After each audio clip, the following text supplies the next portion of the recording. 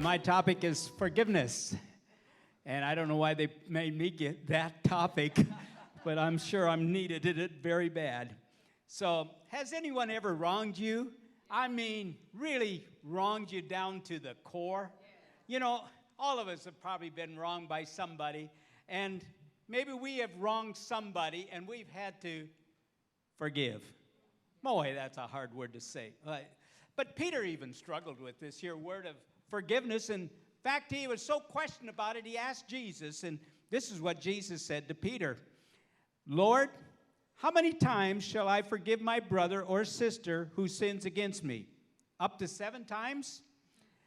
Jesus answered, I tell you, not even 7 times, but 77 times.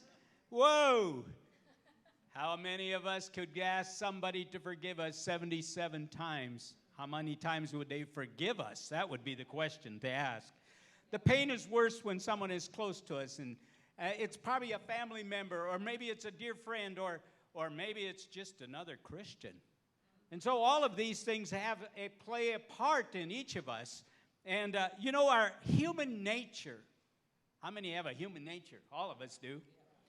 I want revenge. I'm angry. This just makes me bitter over what they just said. You know, we're all disillusioned sometimes even in what they do to us. But you know, we're always trying to protect ourselves. People do horrible things to one another. We've understood that. And sometimes genuine forgiveness isn't going to bring restoration to a relationship.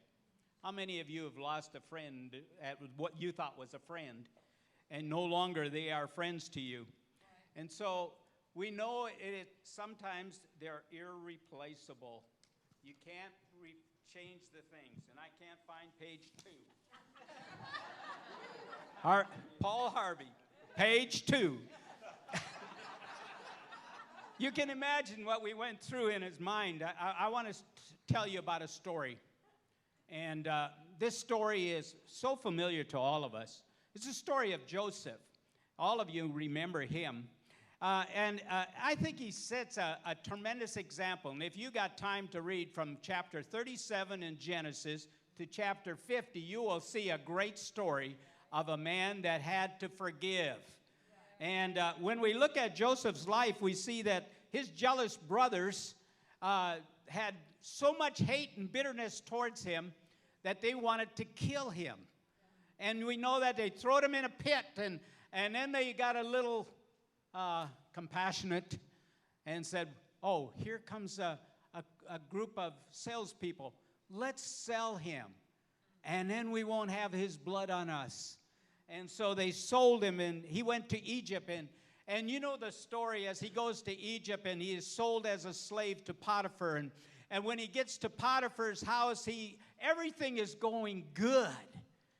I mean, everything he did was blessed in Potiphar's house. And even Potiphar's wife, seen how neat and nice he was and how he kept the house so clean, and she had eyes for him. And she wanted to encourage him to come to bed with her. Oh, my goodness. And he rushed out of that house as fast as he could go. But you know, a little lie put him in jail. And there he spent 2 years in jail.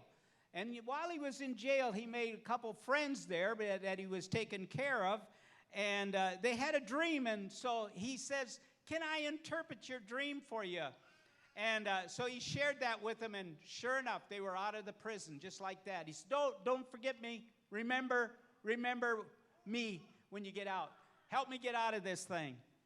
But, you know, out of sight, out of mind. And that's the way it happened with him. And so when he got to that point, later on in life, he was chosen by God. Thank God. Yeah. Even in our troubles and trials, even when people have done you wrong, God's got a plan in your life. Don't forget. Keep looking for the plan. Joseph was raised to second in command in Egypt. Now that's quite a ways from the prison to the palace.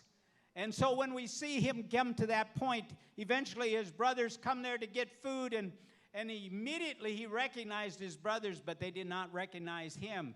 because now he had all of the pomp and stance of the Egyptian government upon him, and man, they were fearful of him, and so they didn't even look in his eyes to know and recognize him. But Joseph recognized him. What a great time to get revenge. What a great time to become angry at them and throw them all in prison and just let them rot there. You know, but he didn't. Yeah, he pulled some little pranks on them just to get them thinking. But I like what he did, you know, because he didn't do it to hurt them, but to help them come to a place of repentance. And when we see this, oh, my time is running out. And when he comes to that place in there, he finally comes to the last place. And I have to cut this thing short. Guess what happened?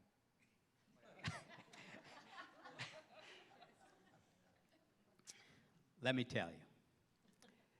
In chapter 50, verse 15, 16, and 17, and when Joseph's brothers saw that their father was dead, they said, "What if Joseph holds a grudge against us and pays us back for all the wrongs we did to him?" So they sent word to Joseph, saying, "Your father left these instructions before he died. This is what you are to say to Joseph. I ask you to forgive your brothers the sins and the wrongs they committed in treating you so badly. Now please forgive the sins of the servants of the God of your father." When their message came to him, Joseph wept. He felt so bad that they felt this way. You see, they probably even lied about that. They were trying to get off the hook. But you know, Joseph had a very heart of compassion. And so as he comes to this place, Joseph says, "Don't be afraid. I am in the place of God. You intended to harm me, but God intended for good to accomplish what is now being done, the saving of many souls." God has a plan for each of us. You know, the greatest thing you and I can do is to ask for forgiveness. God will do some great and mighty things in your family, in your friends, and you'll be surprised what God will do in your life as you ask for forgiveness.